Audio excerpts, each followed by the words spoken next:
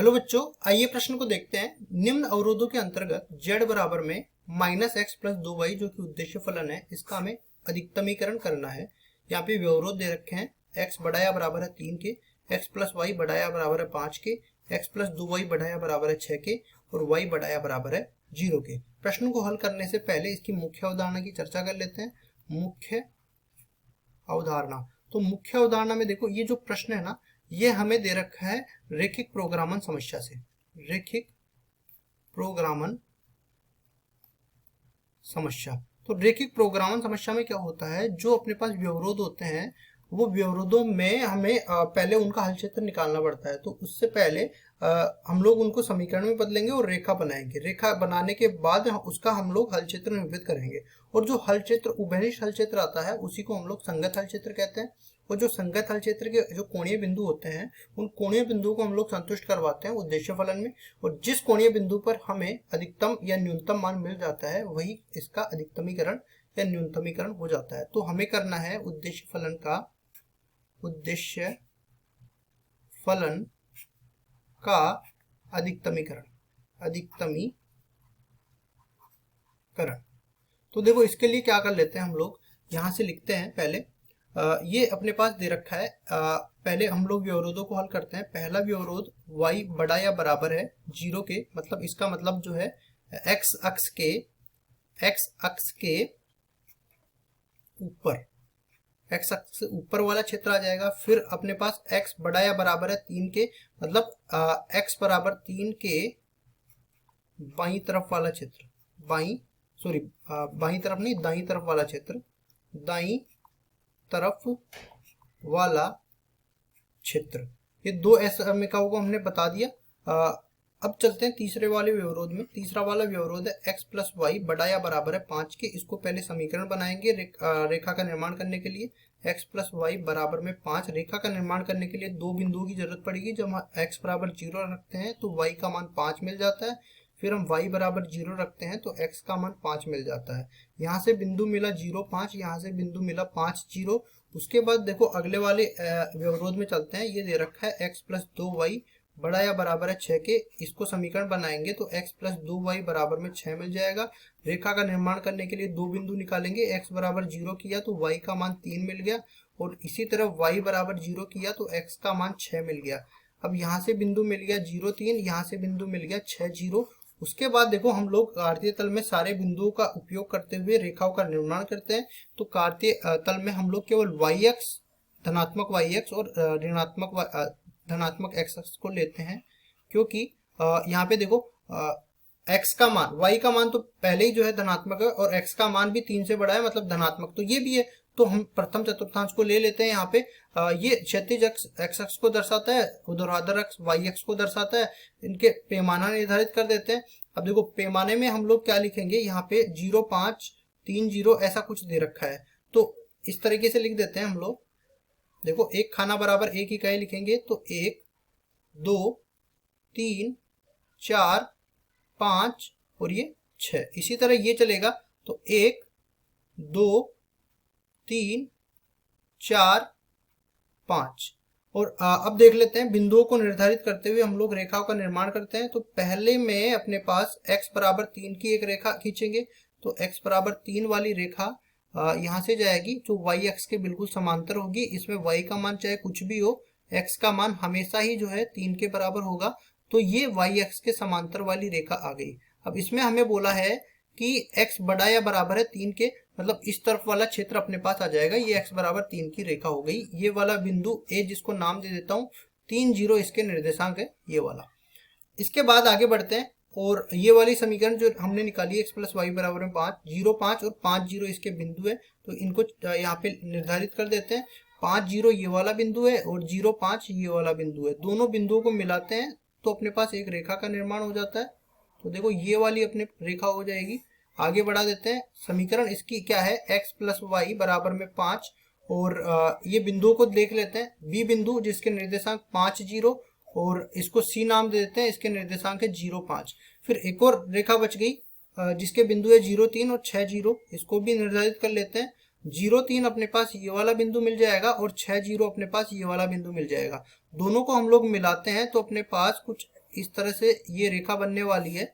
ठीक है, अब देखो इनका हल क्षेत्र निकालते हैं। तो इसमें तो हमने निकाल लिया, ये तो इधर वाला भाग आ गया, और x प्लस वाई ये बड़ा या बराबर है 5 के, तो मूल बिंदु को संतुष्ट करवाते हैं। जो संतुष्ट नहीं करता है ये रेखा अपने पास हरी वाली रेखा हो जाएगी, ये वाली।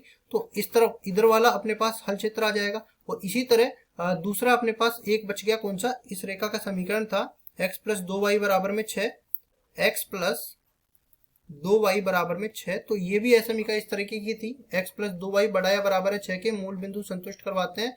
तो संतुष्ट नहीं करता है तो इसके भी दूसरी तरफ वाला भाग इसका हल क्षेत्र हो जाएगा। तो यहाँ पे अगर उभयनिष्ठ हल क्षेत्र की मैं बात करूं तो छायांकित कर देता हूँ। ये जो अपरिबद्ध क्षेत्र बन रहा है अपने, ये अपने पास इसका उभयनिष्ठ हल क्षेत्र बन जाएगा, जिसको ये रेखाएं स्पर्श कर रही है। वो रेखाएं भी इसमें शामिल होने वाली है, क्योंकि हर एक असमीका में बड़े या छोटे के चिन्ह के साथ बराबर का चिन्ह भी मौजूद है। ठीक है, तो ये अपरिबद्ध क्षेत्र इसका उभयनिष्ठ हल क्षेत्र है, मतलब यही इसका संगत हल क्षेत्र है। ठीक है, अब इसमें देखो कौन कौन से कोणीय बिंदु आ रहे हैं। तो कोणीय बिंदु में पहला कोणीय बिंदु अपने पास ये वाला कोणीय बिंदु आ जाता है, जिसको देखो ABCD तो यहाँ से पहले ही आ गए, A B और यहाँ पे C, इसको नाम दिया नहीं है मैंने, C इसको, ये 6 0 जिसके निर्देशांक हो जाएंगे। इसी तरह ये D, इसके निर्देशांक हो जाएंगे 0 3। अब ये वाला बिंदु इन, इसको नाम दे देता हूँ E, और इसके अगर मैं बिंदु निकालना चाहता हूँ तो x बराबर तो 3 है यहाँ पे, और ये कौन सी रेखा पे आ रहा है, ये इस वाली रेखा पे आ रहा है। तो x प्लस वाई बराबर में 5 है, तो अगर x बराबर 3 हो गया तो y का मान 2 मिल जाएगा। इसी तरह ये वाला बिंदु, इसको मैं f नाम दे देता हूँ। इसमें देखो इन दोनों का ये प्रतिच्छेद बिंदु हो जाएगा। तो प्रतिच्छेद बिंदु कैसे निकालेंगे, x प्लस 2y बराबर में 6, विलोपन विधि से हल करते हैं, x प्लस वाई बराबर में 5। तो यहाँ से देखो घटाते हैं तो चिन्ह परिवर्तित हो जाएंगे, x से x हट जाएगा, y बराबर में 1 मिल जाएगा।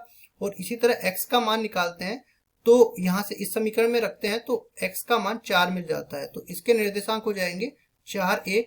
तो देखो कौन कौन से कोणीय बिंदु आ रहे हैं, यहाँ पे लिख देता हूँ।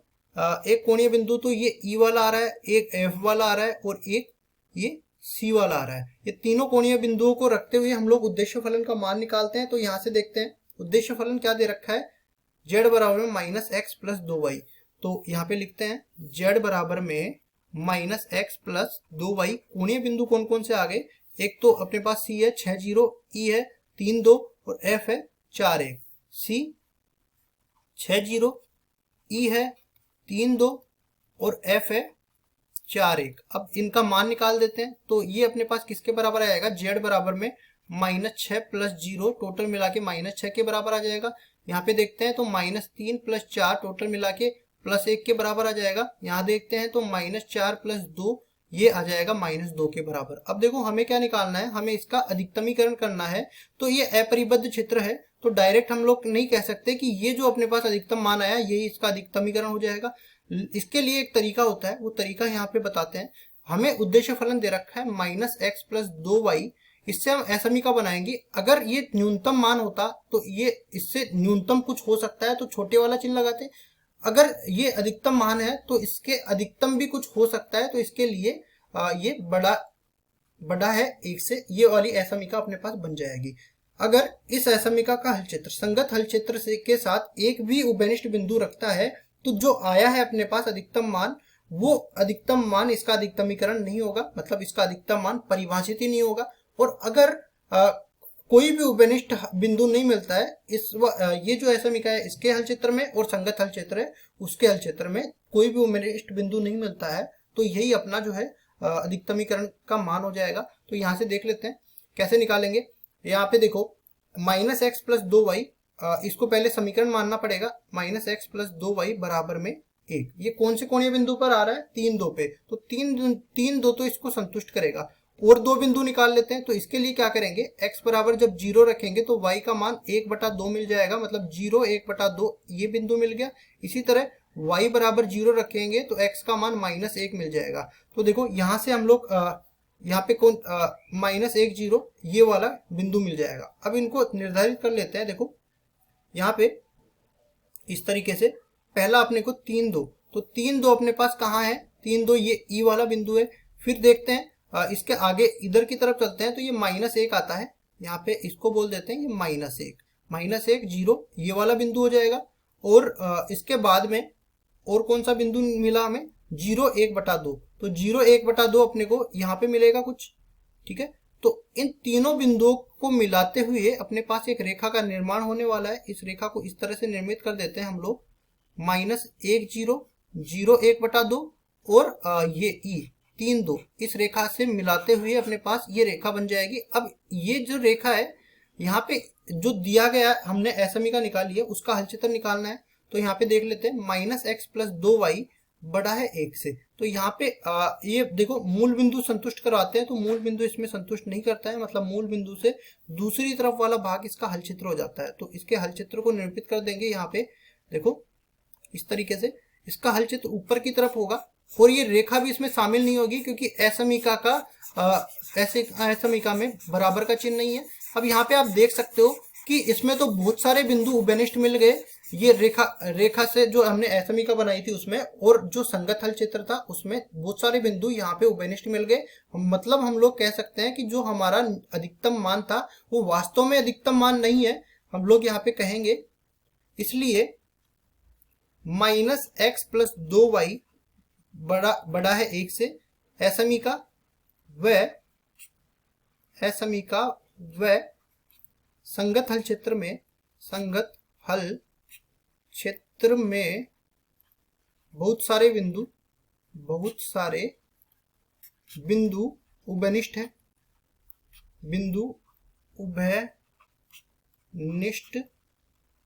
है। अतः ई बिंदु 3 2 पर जो z = 1 आया है, यह इसका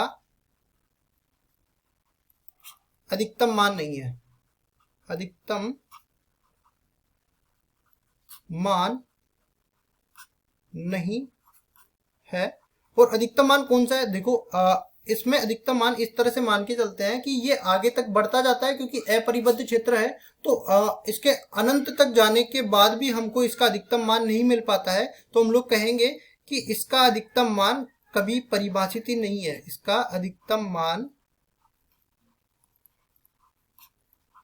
परिभाषित नहीं है, परिभाषित नहीं है। ये हो जाएगा इसका उत्तर। आशा करता हूं ये सवाल आपको समझ में आया होगा। धन्यवाद।